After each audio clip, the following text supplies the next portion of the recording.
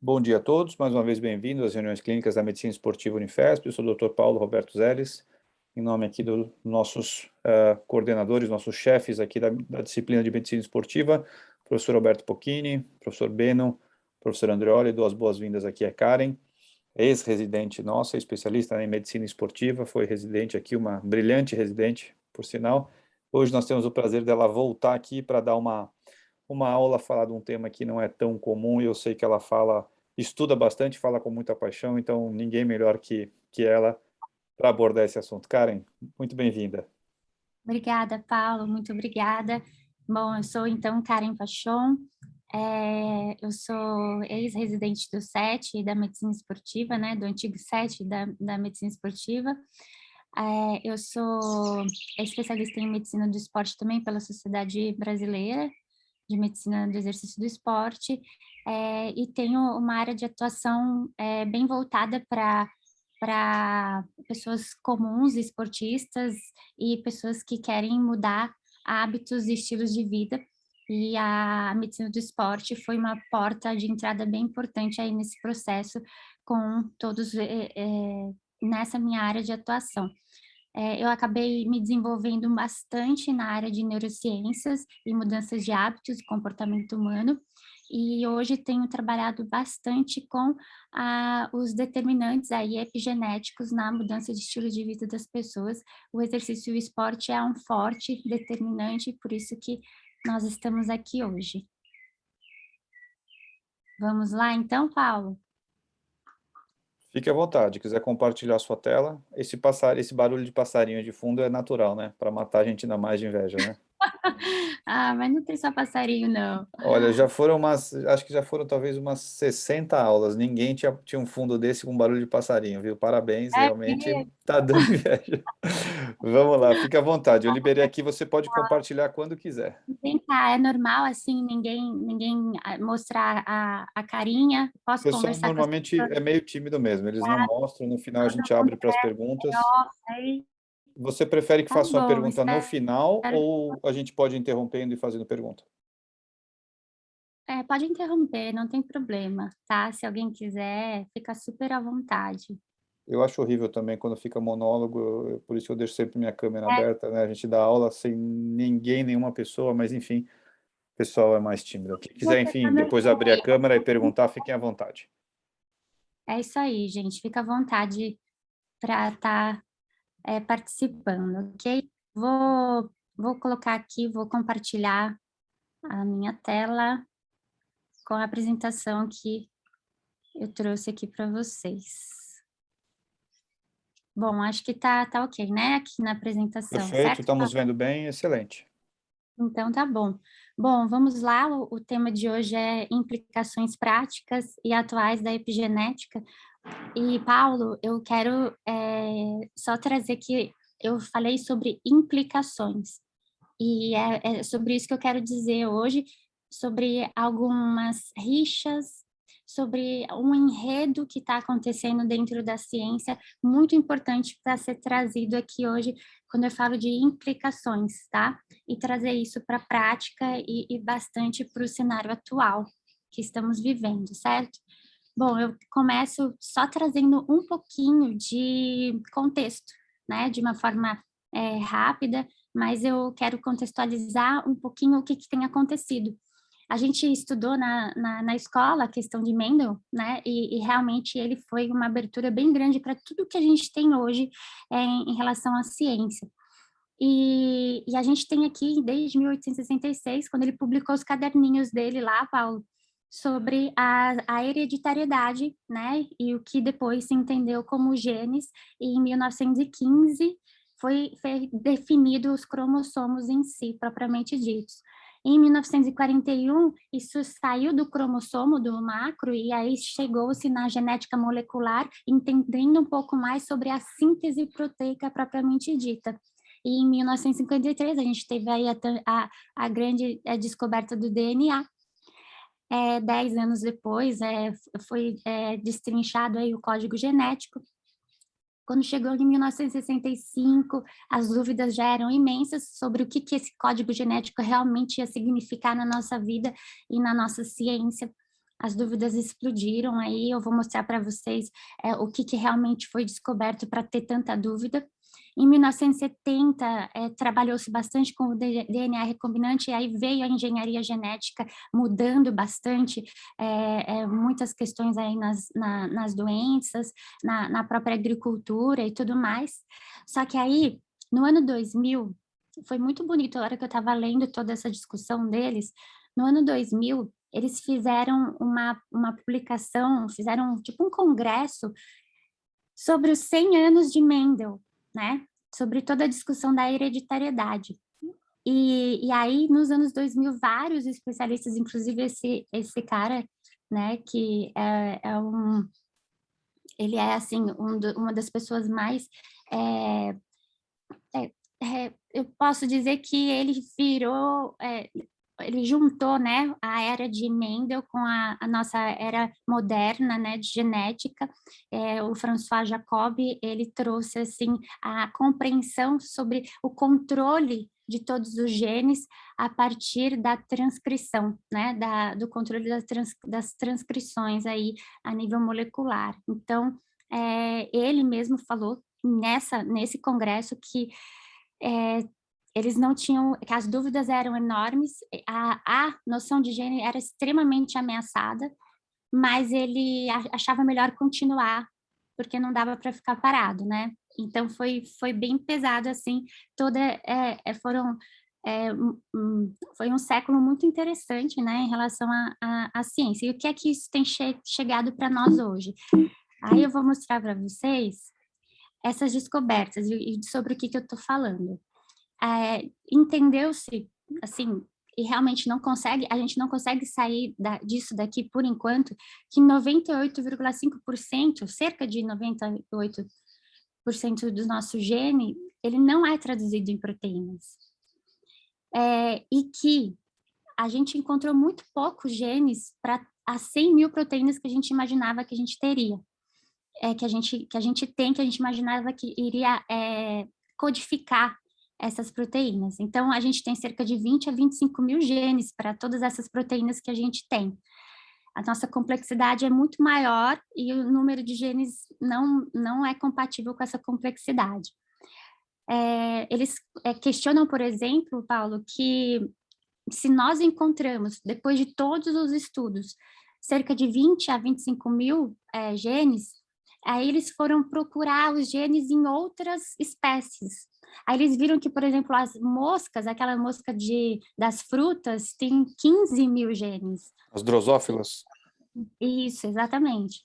E que uma minhoca, por exemplo, uma espécie de minhoca, tem cerca de 20 mil genes e bate muito perto da gente. E aí começou a se questionar se essa complexidade realmente vem dos genes, né? Outra coisa super complexa é o RNA.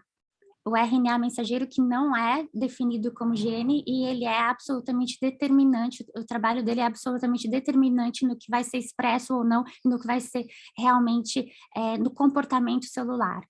Além disso, várias outras questões descobriu-se, como, por exemplo, 70 mil regiões promotoras que fazem as montagens do RNA, e isso realmente muda tudo na nossa expressão gênica.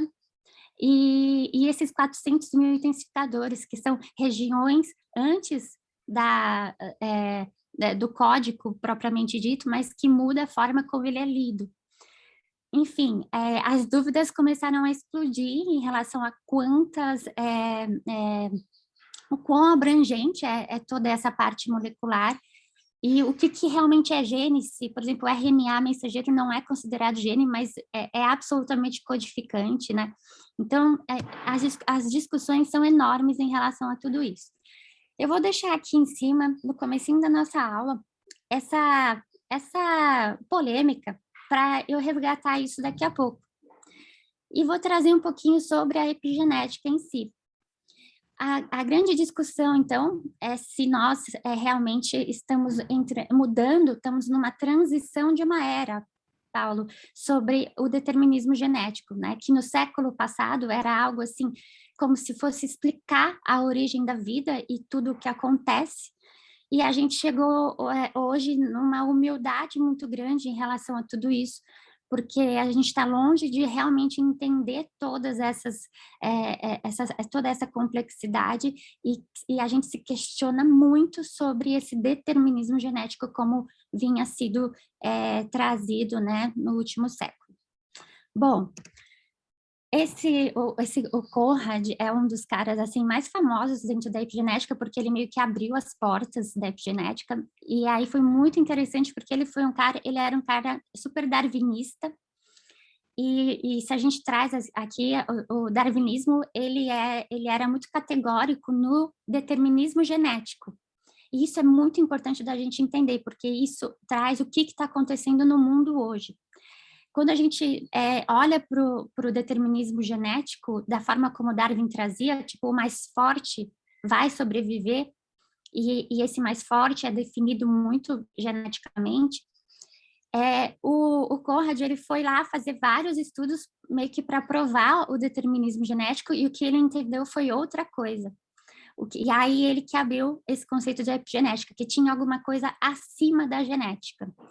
E esse alguma coisa acima da genética nos estudos dele, ele trouxe a questão da embriogênese, e a embriogênese, ela absolutamente, ele percebeu que ela mudava muito de acordo com o ambiente da ancestralidade, né, desses embriões e tudo mais. E aí ele começou a abrir aí uma discussão enorme em cima disso daí.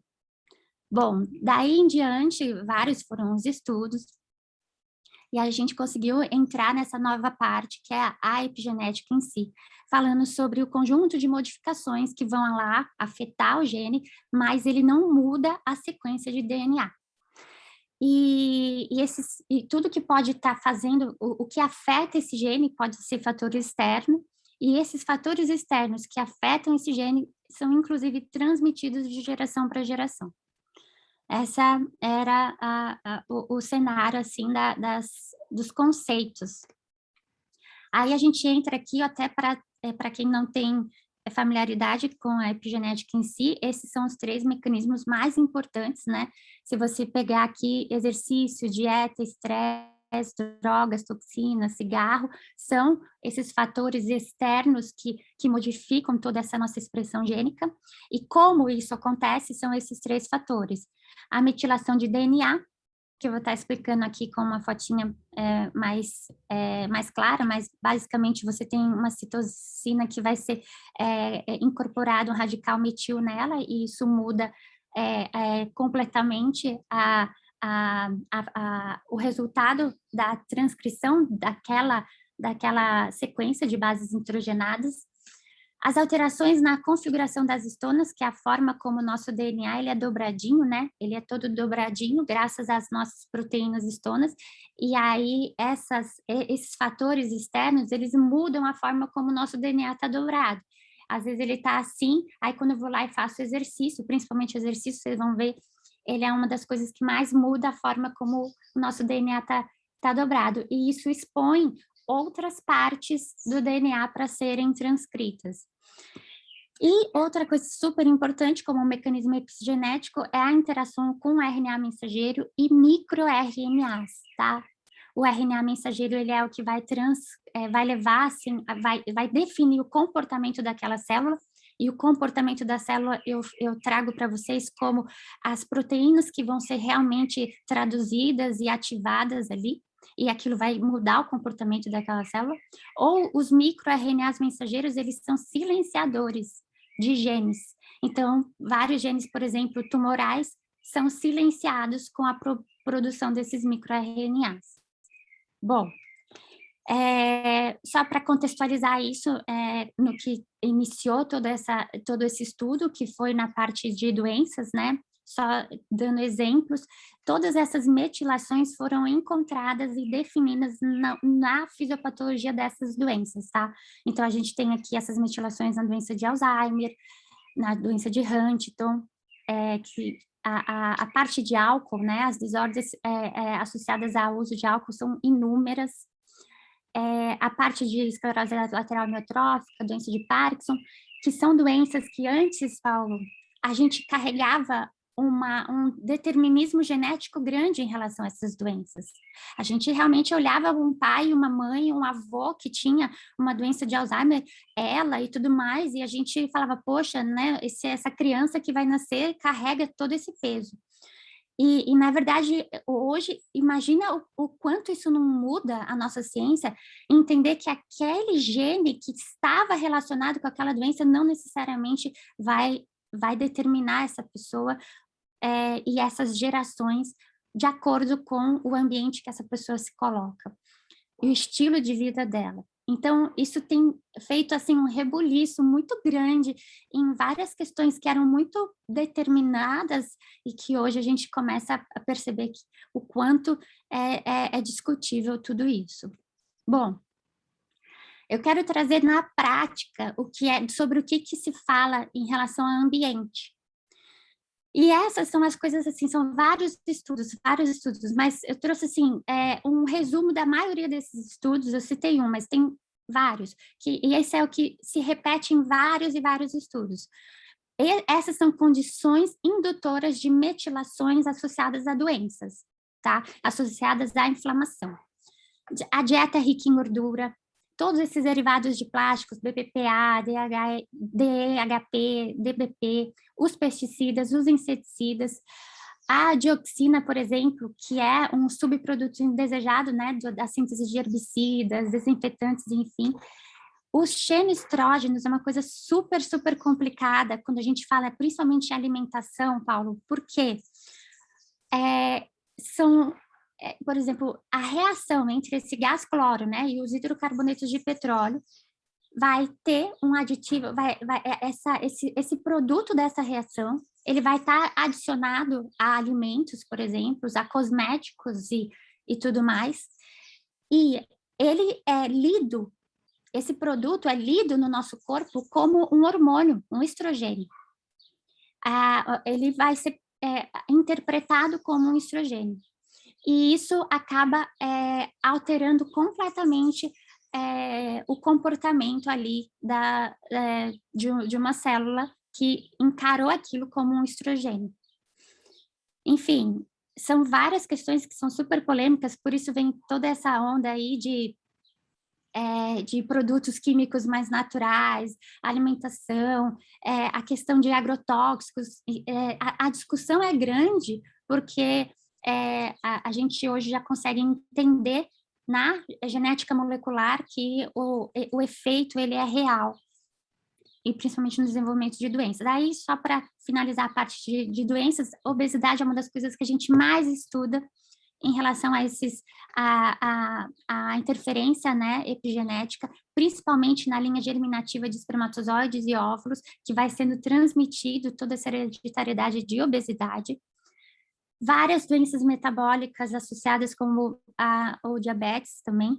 E aqui eu quero trazer que nessa parte de doença e epigenética, esse é o grande ponto, né, que vários estudos mostram, é a alteração dessa sequência, né, citocina, guanina, e essa metilação, que é o que está associado aí na alteração e na metilação do DNA propriamente dito.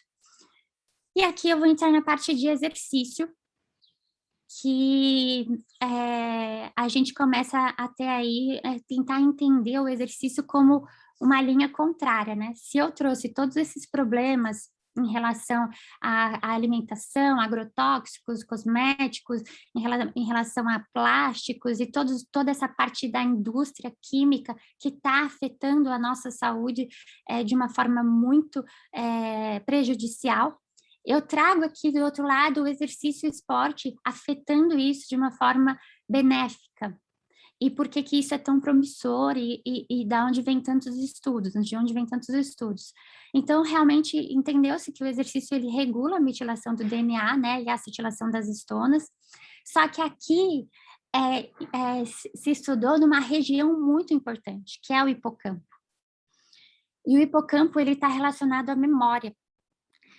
E o hipocampo não só está relacionado à memória, do ponto de vista de compreender, por exemplo, eu fiz um exercício e eu melhorei a minha memória muscular, a nível molecular e periférico, como a nível central, do ponto de vista da minha adaptação ao ambiente em si, e como que eu consegui superar as adversidades daquele ambiente, em questões muito sutis da sua interação com o próprio ambiente. E o exercício ele é muito bom nessa integração corpo-ambiente. A questão do BDNF, né, que é algo bem estudado, a aumentar a expressão do BDNF, que é uma das miocinas, tanto a nível muscular quanto ao sistema nervoso central, que causa plasticidade neuronal. Então, isso falando em adaptação de exercício esporte, é super importante, por isso que eles acabam estudando bastante essa miocina, e tanto em relação ao sistema nervoso central, que trata de performance em exercício a vários níveis aí. A modulação do microRNA mensageiro, que muda completamente o comportamento celular, e também a questão do que é herdado de geração para geração, como provavelmente vocês já viram várias discussões polêmicas sobre alguém que treina e começa a realmente se superar com níveis mais altos de VO2, e os filhos nascem com níveis mais altos de VO2. Então, são discussões assim, o quão essa capacidade esportiva também é herdada, como, por exemplo, um diabetes também é herdado, né? Então, são essas discussões. Aqui eu vou trazer um pouquinho sobre pontos mais específicos sobre exercício e epigenética, né? Como sendo alguns fatores que são promissores. Por exemplo, a variabilidade interindividual. Por que algumas pessoas são bons respondedores a exercícios e melhoram a aptidão ao exercício após algum tempo de treinamento, e outras pessoas com o mesmo tempo de treinamento tudo não são bons respondedores a exercícios, são baixos respondedores. E por que alguns têm uma boa memória muscular e outros não têm uma boa memória muscular? O ambiente dessas pessoas e a epigenética associada também a gerações anteriores e a própria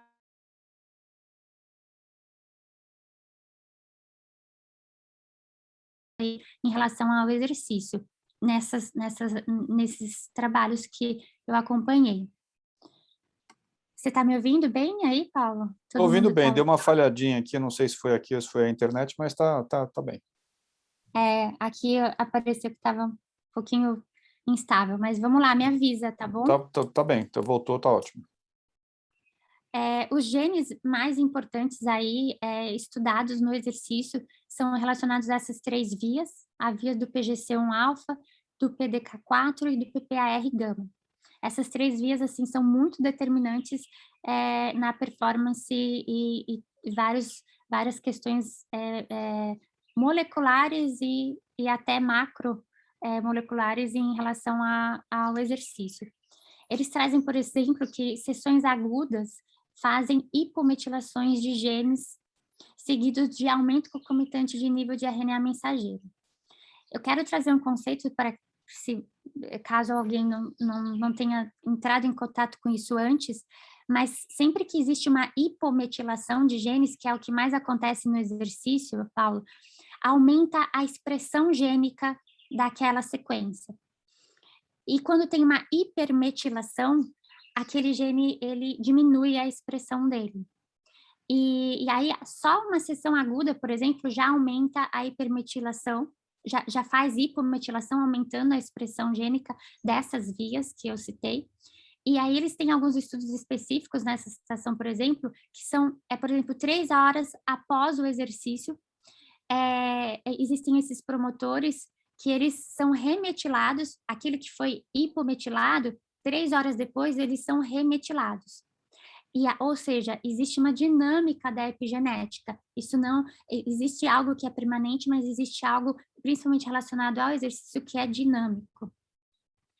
E o que eles querem trazer, por exemplo, que é esses microRNAs que eles aumentam também após essa hipometilação, esses microRNAs, eles mudam depois do exercício também. E eles estão muito associados também à regeneração do músculo esquelético e toda a biogênese mitocondrial. Vou trazer mais um pouco sobre isso. Essa via do PGC1-alfa é a via mestre reguladora aí da biogênese mitocondrial e do metabolismo de gordura que determina aí toda a performance esportiva. Aí tem alguns trabalhos como esse que falou assim, que tentou determinar, por exemplo, fez um repouso forçado durante 10 dias e avaliou isso na expressão do PGCA1. E aí eles viram que a metilação do DNA diminuiu a expressão com esses 10 dias parado, esses 10 dias fazia com que diminuía a expressão do PGCA1. Em contrapartida, depois desses 10 dias forçados, eles faziam 4 semanas de treinamento aeróbico. E aí eles viam que fazia aquela hipometilação de DNA, aumentando a expressão gênica do PGCA1. Eles trazem também, por exemplo, as regiões promotoras desses genes chaves envolvidos nessas vias, todas também, de alguma forma, hipometiladas aí, em cerca de 10%, na extensão dela, cerca de 10% de hipometilação, numa sessão extenuante nesse trabalho com ciclismo, e depois de 3 horas, eles eram remetilados e voltavam a diminuir a expressão deles. Há alguns genes que mostraram a hipometilação retardada, por exemplo, da via do PPAR, 3 horas depois do exercício, mostrou que isso era absolutamente dependente da intensidade do exercício. Se era mais leve, não acontecia tanta hipometilação, enquanto exercícios mais intensos tinha muito mais hipometilação.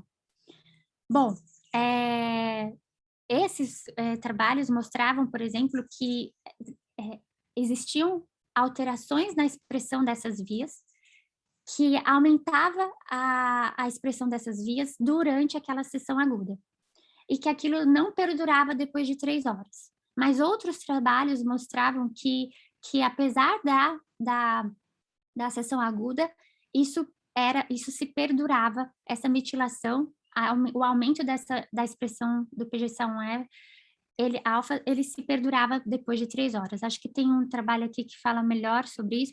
Esse trabalho do HIT, por exemplo, foi muito legal, que mostrou não só a via do PGC1-alfa, mas também de outras vias, e mostrando que realmente existia essa hipometilação depois de 3 horas. Não, que essa hipometilação não durava depois de 3 horas em relação ao HIT nesse exercício, mas em outros trabalhos mostrou que ela se sustentava, mesmo muitas outras adaptações epigenéticas se sustentavam mesmo depois de 3 horas. Aqui eu achei muito legal esse trabalho, quando eu estava lendo ele, me assustou o quão ampla são essas metilações. Aqui, por exemplo, 17.365 locais de citonina guanina foram metilados após 7 semanas de treinamento de resistência. E o interessante é que eles comparavam com quem fazia as 7 semanas, uma sessão aguda com mais 7 semanas de treinamento, com o grupo controle. E no grupo controle, a hipermetilação, ela se mantinha estável, mantendo a diminuição da expressão dessas vias relacionadas à biogênese mitocondrial e tudo mais. A impressão que eu tenho quando eu leio todos esses trabalhos, e eu não sei qual que é a opinião de vocês, mas é que isso, na verdade, mostra algo que a gente já sabe, né? A gente vai fazer um exercício e a gente sente na pele o que é o nosso destreinamento, a nossa dificuldade de conseguir aguentar até o final de uma sessão, o nosso suor, a nossa dor muscular, e depois de 7 semanas eu consigo sentir na pele o quanto que eu melhorei em relação a isso, o quanto eu estou menos cansado, toda a minha resposta muscular, o tempo de cada sessão, eu consigo sentir na pele tudo isso. Mas o que eu percebo que todos esses trabalhos vêm tentando entender é o quão isso é relacionado a uma genética que me proporciona eu realmente dar saltos na minha performance, ou se todas essas metilações são muito mais relacionadas com uma epigenética associada ao meio ambiente e ao estilo de vida, principalmente relacionado às últimas gerações aí, na nossa ancestralidade nas nossas últimas gerações. E aí eu entro numa questão de inflamação, para poder carregar vocês aqui para um ápice da aula bem importante nesses questionamentos desse cenário que eu estou apresentando para vocês. E a parte de inflamação é uma das coisas que mais me encantou no quanto que vem sendo discutido e estudado a relação patogenética, assim, a relação da patogênese de várias condições crônicas que antes eram muito associadas à genética e hoje estão assim mergulhadas em comprovações epigenéticas em relação ao estilo de vida. E esses são os estudos, assim, vários estudos estudam principalmente esses marcadores, né? A proteína C reativa é a mais estudada de todas, mas eu encontrei trabalhos com todos esses marcadores inflamatórios, mostrando uma alteração muito grande dos determinantes ambientais na expressão desses marcadores inflamatórios. E não só em relação a isso, eu vou trazer um exemplo de determinante ambiental, que são vários alimentos, e aí a cúrcuma, né, que é o açafrão, por exemplo, ele alterou a expressão de todos esses marcadores inflamatórios, o resveratrol também, a romã, né, são questões assim, extremamente discutidas aí do quão a alimentação tem um impacto a nível molecular, realmente, mudando aí o nosso ambiente celular. E aí eu quero trazer, então, para vocês o contexto da era que a gente está vivendo, e a gente está vivendo, eu posso discutir aqui com vocês que no século passado, Darwin ele tinha uma importância muito grande, e ele é, assim, muito, ele determinou muito a ciência como ela veio até hoje, mostrando toda a questão do determinismo genético. E desde da compreensão da genética molecular, voltou-se aos estudos de Lamarck, que traziam a importância do ambiente na adaptação daquele indivíduo, e que, de repente, não nós não sejamos tão determinados assim individualmente, mas muito definidos pelo nosso ambiente. Então, nas últimas décadas, começou-se a discutir essa rixa entre vários grupos, vários cientistas que mantinham uma visão determinista, darwinista, em relação ao determinismo genético, e linhas que resgatam muitos conceitos de Lamarck sobre toda a influência do ambiente, né? E aí é onde eu quero trazer vocês para um ponto muito crítico do quanto que a nossa ciência pode estar mudando e do quanto que, de repente, a gente está entrando num momento crítico de mudanças de conceitos ou de, pelo menos, questionamentos. Saindo daquelas certezas que Mendel trouxe, assim, nossa, descobrimos a origem da vida, agora a gente tem uma certeza que existe um gene que é hereditário. A gente sai de uma era de muitas certezas para entrar, assim, nas últimas décadas em uma era de muitas dúvidas e de um e se. Então, eu quero convidar vocês a compreender o e se na mudança da nossa ciência, que está expressa nesse slide.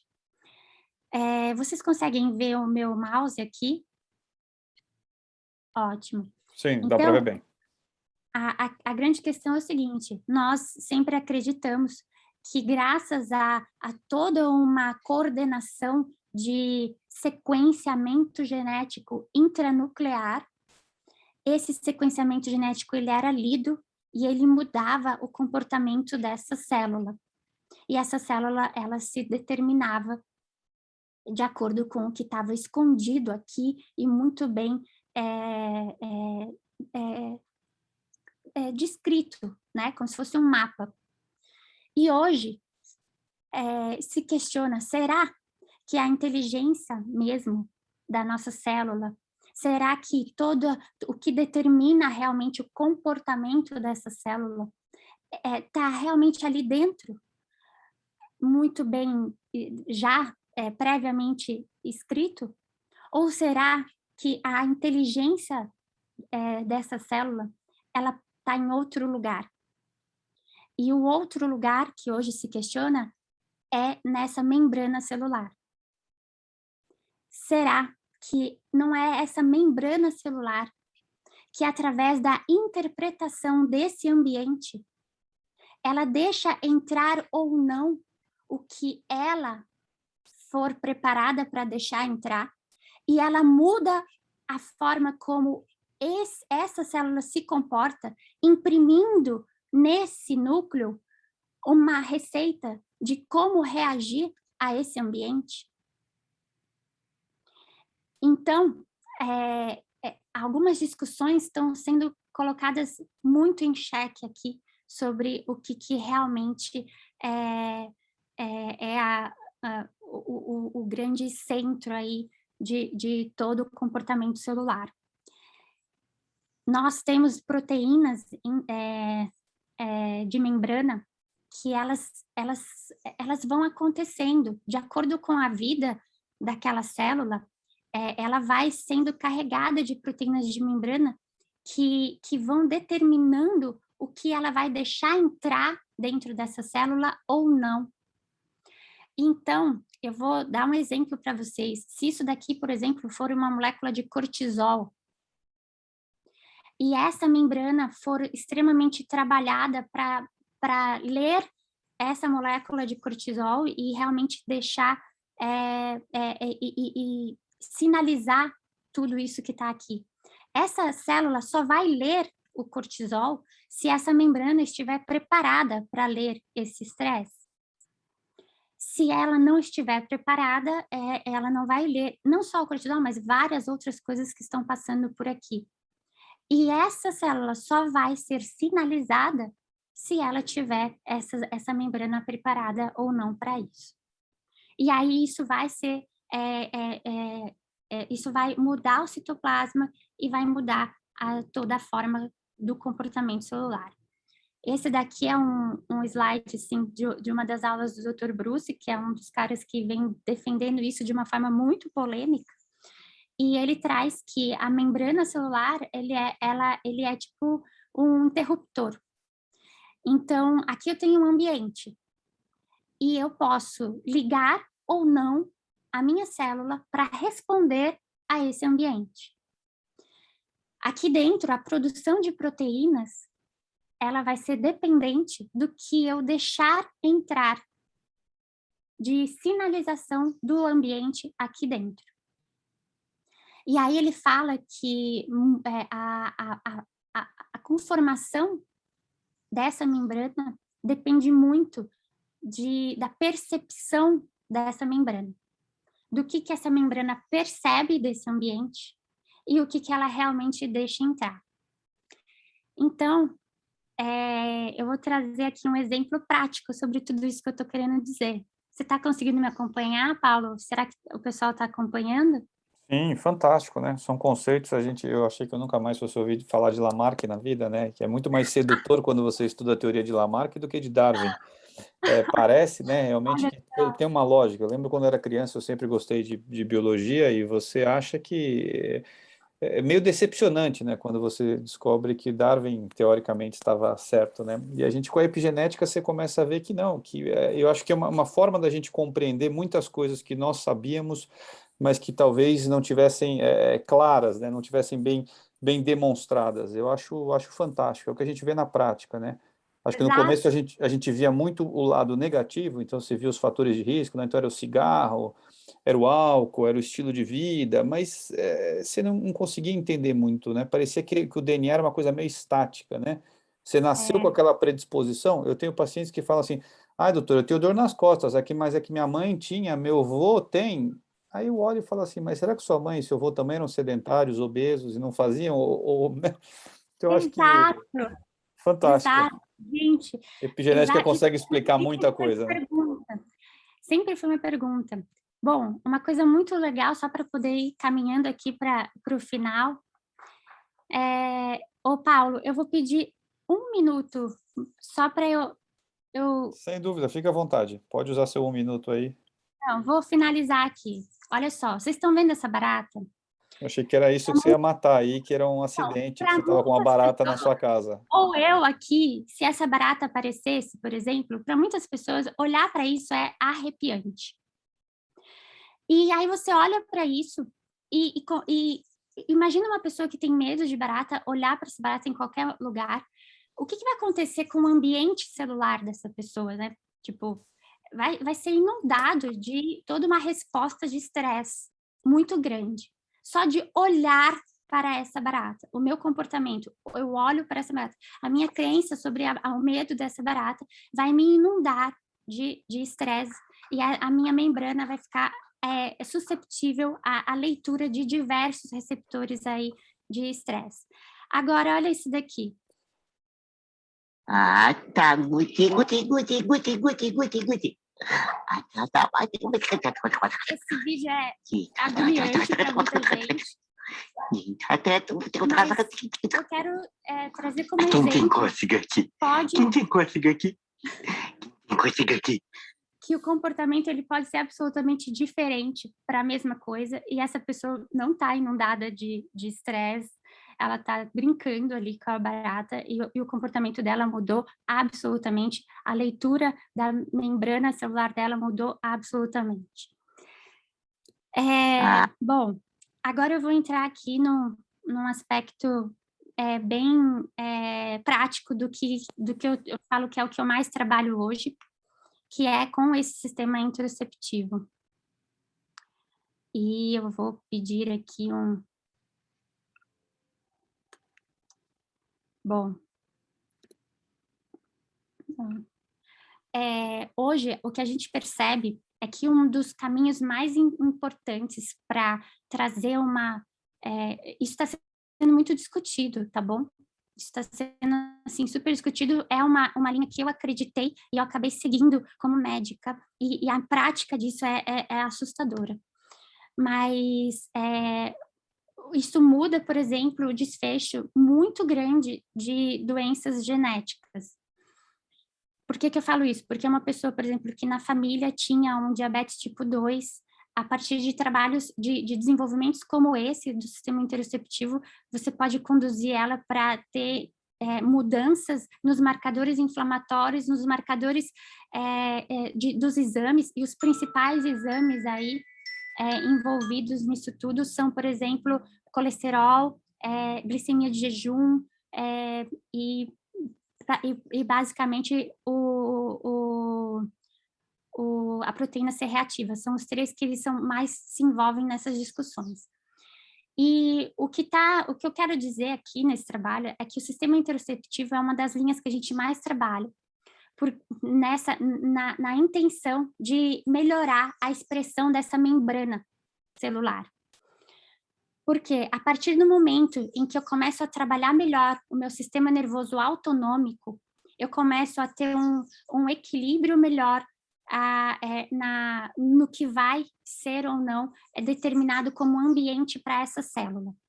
Na prática, o que significa isso? Quando eu vejo aquela barata que eu mostrei para vocês, eu só olhei para ela. Gente, eu vou ter que atender aqui só 1 minutinho. Fica tranquila, Karen. Estamos aqui olhando. Pessoal, se alguém tiver alguma pergunta, quiser mandar aqui no chat. Zogabi, e aí, você achou que você ia falar? Achou que você ia ouvir falar de Lamarck e Darwin de novo? Não, mas foi muito interessante. Você começa a perceber que talvez realmente viver na Terra plana ou na Terra redonda faz diferença, né? Verdade, né? Você vê, tanto ela mergulhou de cabeça nisso daí, que é o fundo dela lá, onde ela está morando, e nós aqui, ó. Olha a sua parede de fundo aí, a minha parede de fundo aqui, né? Exatamente. Parece que o cérebro muda completamente conforme a, a, a, a geometria da Terra, né? Verdade. Muito bem. Pessoal, se alguém quiser para o final, para a gente ir adiantando, não sei se estão vivos aí, se estão assistindo, eu estou achando brilhante aqui, porque realmente são conceitos que a gente não imaginava, né? Quer dizer, a gente na prática a gente percebia, mas não sabia explicar muito bem. Tudo bem, Karen? Estamos aqui, se precisar. Paulo, gente, desculpa, logo agora, tipo, várias demandas, mas vamos lá. Resolvido. Só para eu poder finalizar, obrigada por ter assumido aí um pouco para o pessoal. Imagina. Então, o que que acontece? A hora que eu olho para aquela barata, o que está acontecendo com o meu corpo aqui agora? Na verdade, nada. A barata não está me atacando. Essa barata, ela não nem subiu em cima de mim. O meu corpo está parado. Eu não estou sendo, tipo, esmagada, eu não estou sendo... Tipo, não está acontecendo nada exatamente com o meu corpo. E eu vou dar outro exemplo, a vontade de fazer xixi. A hora que uma pessoa está com vontade de fazer xixi, ela já começa a imaginar assim, nossa senhora, eu vou chegar em casa, não vai dar tempo, eu vou fazer xixi na calça, não vai dar tempo, nossa, o banheiro vai estar fechado, não sei o quê. Tudo o que ela imaginou na cabeça dela gerou um estresse tão grande, mas que, na verdade, ela só está sentada e ela não fez xixi. A hora que a gente consegue entender o que é que está acontecendo aqui de verdade com o meu corpo e dissociar isso de comportamentos prévios, por exemplo, da minha mãe pular da barata, ou de comportamento de respostas que vão aumentar o meu estresse, principalmente a nível mental, que proporciona aqui um desfecho muito pior, e isso no esporte é muito grande. O cara que está ali para fazer uma performance começar a imaginar, e se eu errar? E se não der certo? E o que que vai acontecer? Que agora a gente, o grande treinamento é alinhar o que está acontecendo aqui realmente com esse corpo. Ainda não aconteceu nada, eu estou bem, eu estou aqui num ambiente absolutamente não ameaçador. E aí você começa a treinar várias respostas fisiológicas a uma adaptação não ameaçadora. E isso muda a expressão, o ambiente a nível celular e a expressão, inclusive, que é a discussão que todos querem chegar, dessas proteínas de membrana, mudando o comportamento dessas membranas. Hoje a gente sabe, por exemplo, por que eu estou trazendo isso? O estresse está sendo um dos grandes determinantes epigenéticos, né?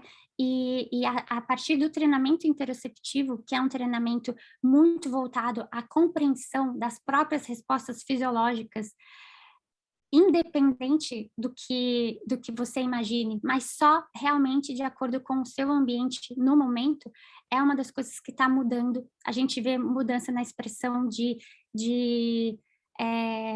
marcadores inflamatórios, mudança na expressão de exames gerais, de uma forma geral, e é um dos caminhos aí que a gente tende a seguir na compreensão sobre como nós, médicos, podemos utilizar essa epigenética de forma prática. Mas, para finalizar, eu trago que não é possível esquecer de todos os avanços que a gente chegou até aqui graças a Darwin, e a importância de não anularmos conhecimentos prévios, mas sim somarmos, né? E é o que a gente está fazendo agora, né? As pazes aí de Darwin com Lamarck e muitas outras questões que estão sendo discutidas agora, principalmente na minha área, que é a parte comportamental de mudança de hábitos aí para incorporar isso a partir das neurociências, através do exercício físico, da alimentação, dos padrões mentais associados a essas respostas fisiológicas. Bom, gente, é isso que eu queria trazer. Espero ter sido clara, ou pelo menos causar reflexões para que vocês saibam caminhos aí nas buscas de vocês. Fantástico, como sempre, né, Karen? Acho que deu para abrir a curiosidade de muita gente, né? Para quem nunca estudou epigenética, eu acho que aqui começa a levantar aquela dúvida, né? Um monte de coisa que às vezes você nunca tinha parado para entender direito, e agora você começa a ver que pode ser uma expressão gênica, tanto uma ativação, uma inibição, tanto pelos estímulos positivos, né, associados ao esporte, por exemplo, ou como os vícios, o estilo de vida que a gente leva, né? Fantástico, achei realmente muito boa, parabéns. Não vejo a hora de você voltar para cá, hein? Estamos quase indo te buscar aí em Atibaia e trazendo para São Paulo de volta, hein? O Felipe, residente nosso aqui, Karen, pergunta: as variações fenotípicas devido ao polimorfismo genético teriam resultados diferentes ou os sítios estudados não sofrem esse tipo de interferência? Felipe, acho que essa pergunta é uma pergunta extremamente técnica e eu não saberia te responder, sendo assim muito honesta. E me chamou muito a atenção durante as minhas pesquisas, estudos, em tentar entender, inclusive, o polimorfismo, mas ainda é tudo muito confuso, né, em relação ao que realmente vai sofrer interferência, ao que não vai sofrer interferência. Então, eu acho que eu não tenho como estar te respondendo isso. Ainda é uma grande dúvida. Perfeito, Karen. Com relação ao exercício, algum tipo, por exemplo, diferente de exercício que você consegue associar esses benefícios ou ativação de expressão de alguns genes? Exercícios, por exemplo, aeróbicos são melhores do que exercícios de fortalecimento de musculação tradicional, exercícios coletivos ou exercícios individuais? Alguma coisa nesse sentido que você já chegou a estudar? Então, Paulo, eh, eu vi assim, buscas em vários tipos de exercícios, buscas de cientistas, né, pesquisadores buscando com vários tipos de exercícios. Exercício aeróbico, exercício de resistido, HIIT, assim, uma série de trabalhos absolutamente aleatórios. Tem uma pesquisa, uma revisão sistemática, que inclusive eu citei aqui, que vocês podem ver, assim, vários tipos de exercícios, ciclismo, tudo. Mas todos eles mostraram metilação. E a resposta disso é tão ampla, o que pode acontecer ou não, que a gente ainda não existiu metodologia capaz de padronizar algo em relação a isso, pelo menos até agora, nas discussões que eu vi. E vários trabalhos, às vezes eles começam assim com 3.000 trabalhos e eles só conseguem finalizar com 11, tentando padronizar alguma coisa a respeito disso. Não dá. Muito bem, a gente vê, né, Todos tiveram resposta. para artrose, né? Você vê que a artrose ela é inevitável, e muitas vezes você vê corredores com um grau avançado de artrose, e a manifestação clínica dessa artrose nesses corredores é completamente diferente de um cara sedentário, talvez às vezes até com o mesmo peso, né, de alguém que faz essa atividade física. Então você vê que é diferente, né? Não é só, por mais que seja uma mesma, na imagem seja uma mesma artrose, mas a manifestação é completamente diferente em termos assim de limitações e sintomas, né? O Zogab está aqui com a gente, não sei se tem alguma Que consideração, vejo Fernando aqui, que também foi ex-residente, a Rafaela, que também agora é ex-residente, faz parte aqui da nossa equipe, a Silvia.